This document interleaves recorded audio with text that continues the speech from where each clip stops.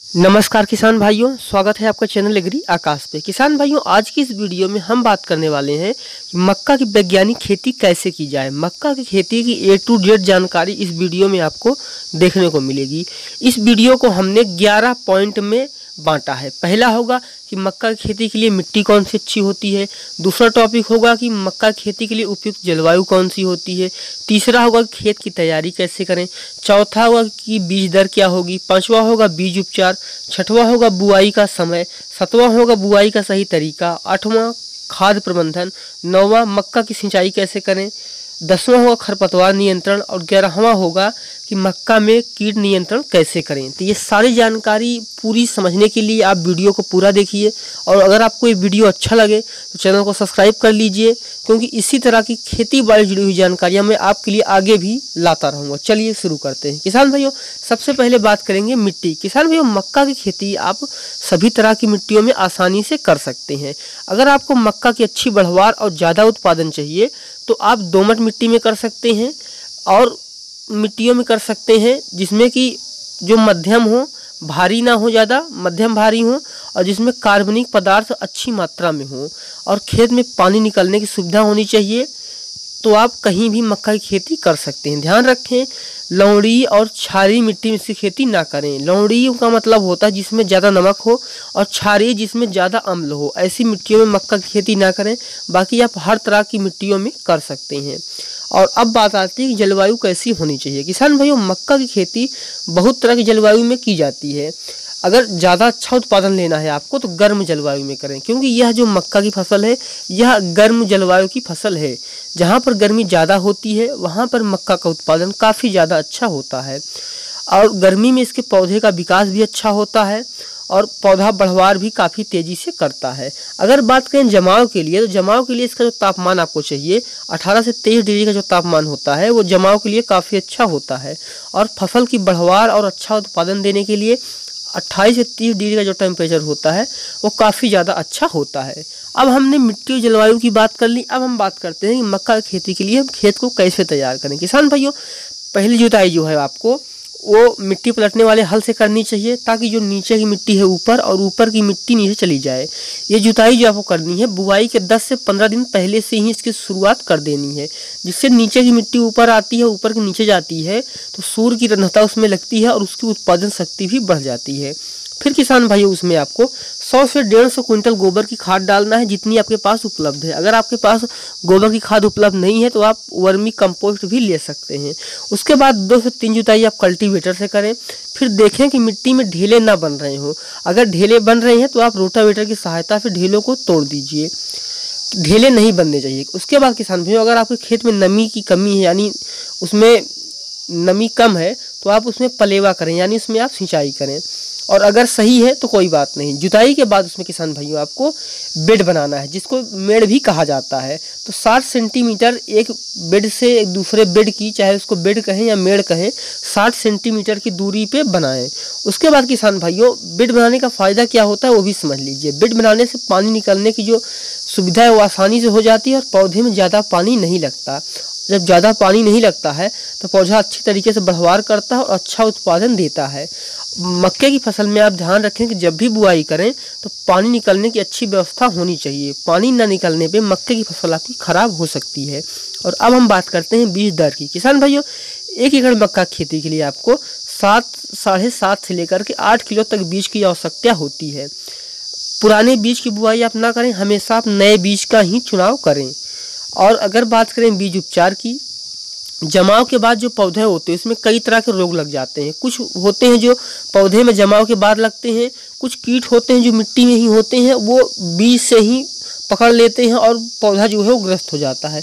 इन सब चीज़ों से बचने के लिए किसान भाइयों हमें उसका बीज का उपचार करना चाहिए। जो बड़ी मक्का में समस्या होती है, रस चूसक कीट हो गया, या फिर जैसे जो कीड़े मिट्टी के अंदर रहते हैं, जैसे मैंने आपको कहा, वो लगते हैं, उससे बचने के लिए आप बीज का उपचार जरूर करें। किसान भाइयों, बीज का जो उपचार है वो आपको इमिडाक्लोरोपिड, इसको ले सकते हैं 2 ग्राम, और 2 ग्राम दवा में 1 किलो बीज के हिसाब से इसको उपचारित करके छाया में सुखा लें। उसके बाद ही बीज की बुआई करें। और अब बात आती है कि बुआई का सही समय क्या होता है या मक्का की खेती हम कब कब कर सकते हैं। किसान भाइयों, इसकी बुआई साल में 3 बार की जाती है। जो इसका मुख्य समय होता है, इसकी बुआई मई और जून में की जाती है, लेकिन अब अपने देश में मक्का की जो खेती है वो साल में 3 बार की जाती है। इसकी जो मुख्य बुआई है वो मई और जून में की जाती है, और जो किसान भाई इसकी सर्दियों में खेती करते हैं वो इसकी बुआई अक्टूबर और नवंबर में करते हैं, और जो किसान भाई इसकी जायद में खेती करते हैं वो इसकी बुआई आधी जनवरी से लेकर आधी फरवरी तक करते हैं, और ज़्यादातर जो किसान भाई इसकी बुआई करते हैं वो मई और जून में ही करते हैं। ये इसका मुख्य समय होता है। और किसान भाइयों, अब हम बात करते हैं कि बुआई का सही तरीका क्या है। किसान भाइयों, अगर आप कम दूरी पे बुआई करते हैं फिर भी आपकी जो फसल है वो अच्छा उत्पादन नहीं देगी। अगर आप ज़्यादा दूरी पे बुआई करते हैं फिर भी आपको अच्छा उत्पादन नहीं मिलेगा। इसलिए मक्के की जो बुआई है उसको आप निश्चित दूरी पर ही करना चाहिए।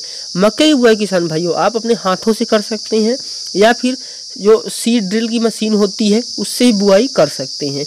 जब आप बुआई कर रहे हैं तो ध्यान रखें कि जो पौधे से पौधे की दूरी है वो 25 से 30 सेंटीमीटर की रखें, और जो लाइन से लाइन की दूरी है उसको 45 से 60 सेंटीमीटर की रखें।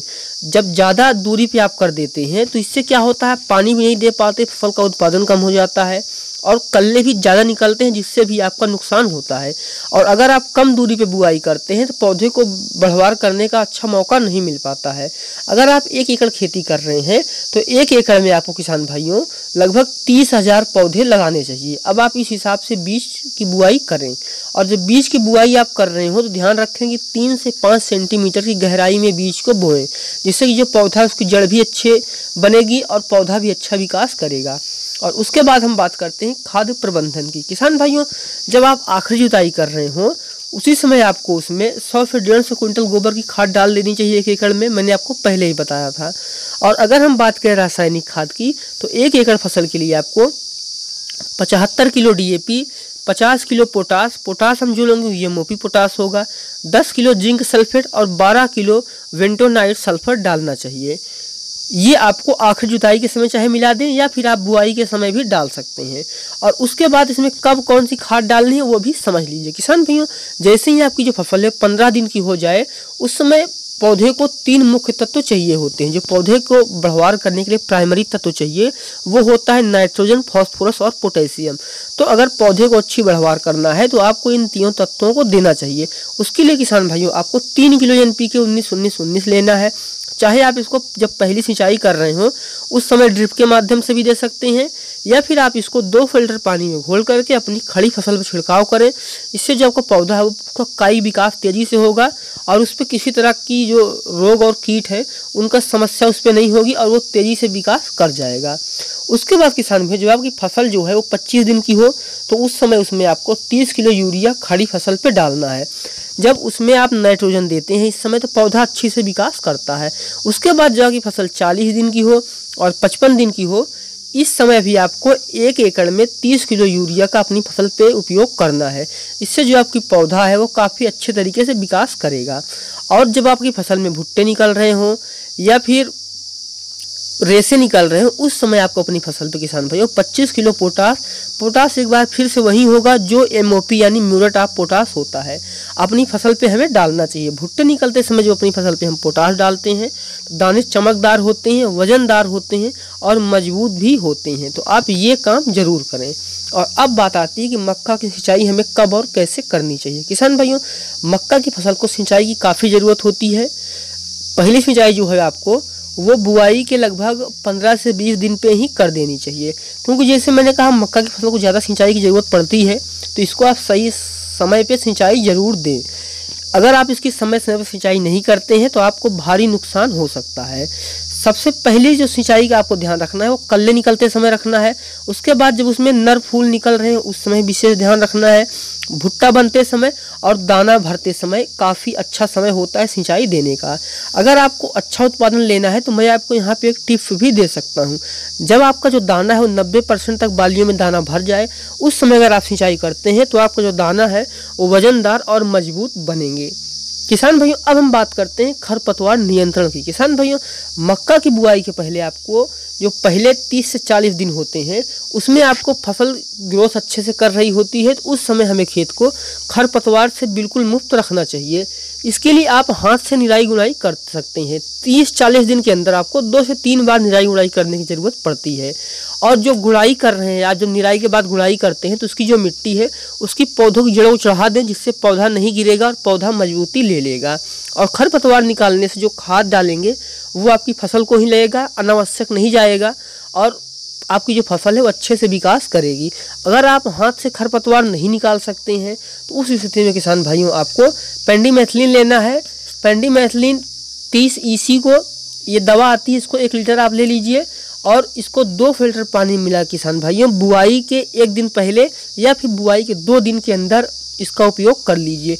इससे क्या होगा कि आपके खेत में खरपतवार नहीं उग पाएंगे।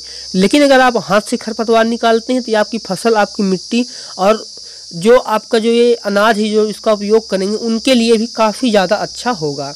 और अब आखिरी पॉइंट है हमारा 11वां, कीट नियंत्रण। किसान भैया मक्का में कई तरह के जो कीट है वो लग जाते हैं, जिससे कि हमारी जो फसल पे बहुत ज़्यादा अटैक जो होता है तो हमारी जो फसल है वो ख़राब हो जाती है।